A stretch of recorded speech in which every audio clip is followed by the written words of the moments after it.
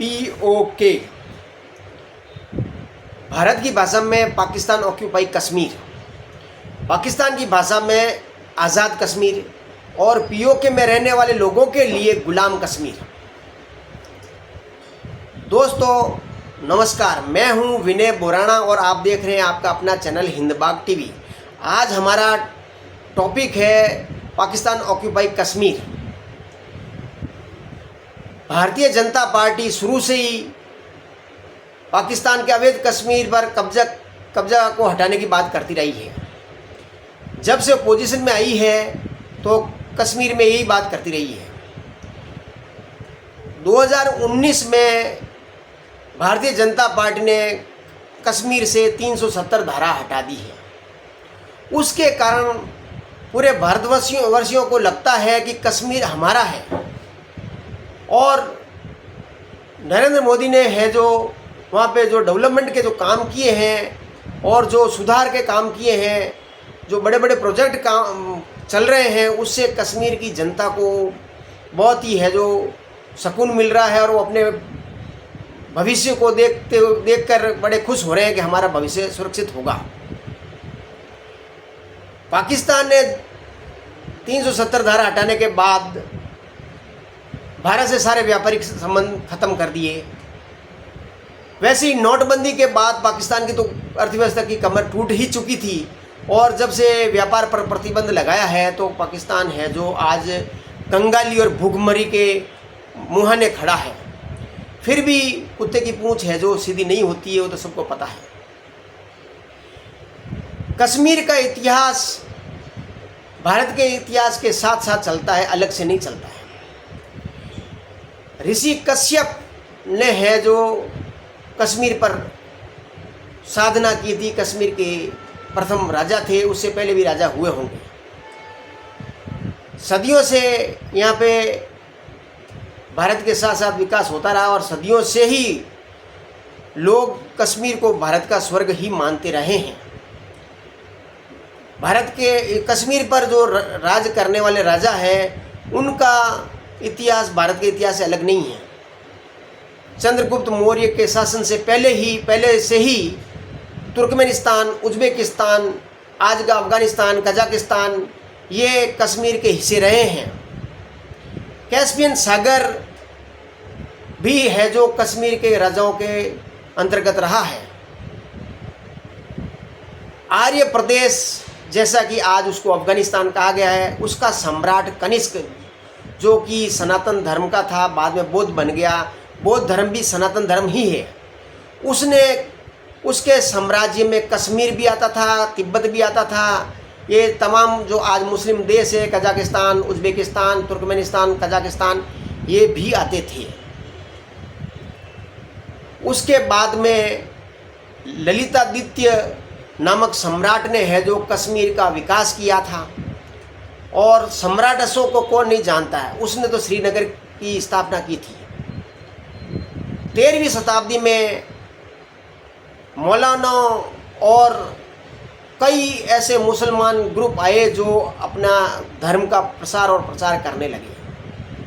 चूँकि सनातन धर्म में भजन, गीत, संगीत आम है, संगीत तो आम है, संगीत वगैरह सनातन धर्म नहीं है। तो मुस्लिम प्रसारकों ने देखा कि इनके जैसे ही संगीत की स्थापना कर, जैसे सूफियाना संगीत की स्थापना कर, वो है जो भारत में कश्मीर में प्रवेश कर गए। बाकी इस्लाम में है जो संगीत वर्जित है। सूफियाना म्यूजिक शुरू करके भारत के इन सनातन धर्म के सीधे साधे लोगों को बहकाया गया और भजनों के द्वारा ये कहा गया कि भाई इस्लाम में भी सूफियाना संगीत होता है। और कश्मीर के लोग सबसे ज़्यादा प्रभावित हुए, वो इस्लाम की तरफ बढ़े। बाद में 13वीं शताब्दी में मीर शाह नामक साम्राज्य, मुस्लिम साम्राज्य स्थापित हुआ। उनका सिकंदर शाह नामक एक क्रूर शासक था जो तलवार के जोर पर, बलात्कार के जोर पर, तमाम तरह के हथकंडे अपनाकर यहाँ की कश्मीर की जो हिंदू जनता है उनको मुसलमान बनाया था। उसके बाद में कश्मीर का अकबर कहने वाला जैनुल आबिदीन ने है जो कश्मीर के भोले भाले लोगों को बड़ी बड़ी जागीरें दी, अपने है जो मंत्रिमंडल में स्थान दिया, वो है जो मान गए, सीधे थे, लड़ाई झगड़े नहीं करते थे। बाद में पठानों का भी साम्राज्य स्थापित हुआ कश्मीर पर। फिर 18वीं शताब्दी में महाराजा रणजीत सिंह ने है जो कश्मीर को अपने साम्राज्य में मिला लिया। महाराजा रणजीत सिंह एक बहादुर सेनापति थे, बहादुर हिंदू सम्राट थे, जो अंतिम हिंदू सम्राट कहलाते हैं। 1839 तक अंग्रेजों की हिम्मत नहीं होती थी कि उसके साम्राज्य में प्रवेश कर जाए। आज उत्तरी अफगानिस्तान, आधा से ज़्यादा पाकिस्तान, कश्मीर, हिमाचल प्रदेश, हरियाणा, तिब्बत महाराजा रणजीत सिंह की साम्राज्य में आते थे। जब महाराजा रणजीत सिंह के राज्य का पतन हुआ तो अंग्रेजों के अंतर्गत ये साम्राज्य आ गया। 1846 में महाराजा गुलाब सिंह ने अंग्रेजों से ये कश्मीर ले लिया। उसके बाद में 1947 तक महाराजा हरि सिंह है जो महाराजा बने रहे। चूँकि यहाँ की कश्मीर घाटी में मुस्लिम ज़्यादा थे, शेख अब्दुल्ला नामक ये नेशनल कॉन्फ्रेंस का नेता जो कि जवाहरलाल नेहरू का मित्र था, उसने है जो आज के पाकिस्तान के शहरों जैसे सियालकोट, लाहौर, मुल्तान, इस बड़े बड़े शहरों से वो मुस्लिम नौजवानों की टोलियां ले लेके जाके कश्मीर की घाटी में बसाया करता था। उसने कई बार आंदोलन छेड़ा कि महाराजा गद्दी छोड़ो, यहाँ मुसलमान ज़्यादा है, हमारा राज होगा। 1947 में महाराजा हरि सिंह ने न तो पाकिस्तान में शामिल होने का और न हिंदुस्तान में शामिल होने का इच्छा जाहिर की। पाकिस्तान को सदैव पता था कि यहाँ मुस्लिम ज़्यादा है, तो ये है जो स्टेट पाकिस्तान में ही मिलनी चाहिए। पाकिस्तान की सेना कबायलियों के वेश में कश्मीर पर हमला कर देती है, और जब महाराजा रणजीत सिंह खतरे में महसूस होते हैं तो वो है जो भारत से संपर्क करते हैं। भारत सरकार ने है जो सरदार पटेल ने तुरंत वहाँ पे फौज भेजकर वहीं पे इनको पाकिस्तानियों को रोक लिया।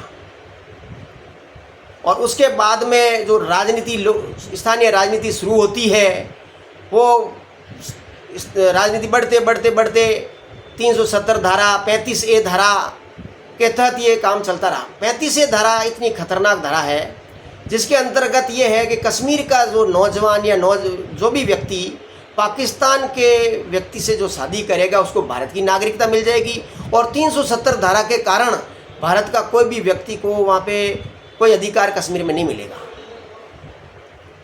कश्मीर के लिए पाकिस्तान ने 1948 की लड़ाई हारी, 1965 की लड़ाई हारी, 1971 की लड़ाई हारी, और 1971 की लड़ाई इतनी बुरी तरह से हारी कि उसको बांग्लादेश नामक एक जगह छोड़नी पड़ी, वो पूर्वी पाकिस्तान को छोड़ना पड़ा। और कारगिल 1999 में भी उसको जुतम पेजार हुआ उसका, लेकिन वो माना नहीं। जब मोदी सरकार आई तो उसने 370 धारा हटाई। आज पाकिस्तान में रहने वाले गुलाम कश्मीर के लोग ये सोचते हैं कि काश हम भारत में होते तो हमें भी है जो आटे के लिए भूखमरी नहीं मिलती, हम मारे नहीं फिरते, उनको सुविधाएं मिलती जो आज सुविधा उनको नहीं मिल पाई है।